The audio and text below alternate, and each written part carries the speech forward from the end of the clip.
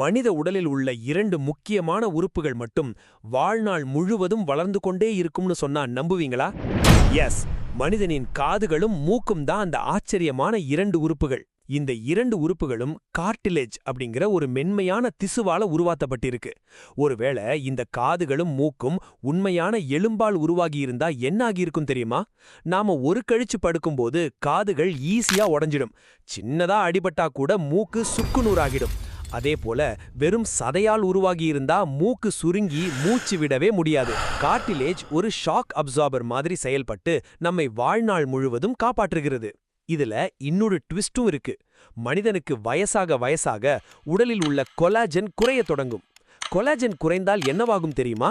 Collagen குறைந்தால் காதுகள் மற்றும் மூக்கின் திசுக்கள் அதோட இறுக்கத்தை இழந்து புவியீர்ப்பு விசை காரணமா கீழ் நோக்கி தொங்க ஆரம்பிக்கும். இதனால தான் வயசானவங்களுக்கு காதுகளும் மூக்கும் கொஞ்சம் நீளமா பெருசா தெரியுது. மனித உடலின் இந்த பிரம்மாண்டமான இன்ஜினியரிங் பற்றி நீங்க என்ன நினைக்கிறீங்க? இதே மாதிரி சுவாரஸ்யமான அறிவியல் உண்மைகளுக்கு நம்ம கதை பாக்ஸ் தமிழ் சேனலை உடனே சப்ஸ்கிரைப் பண்ணுங்க. நன்றி.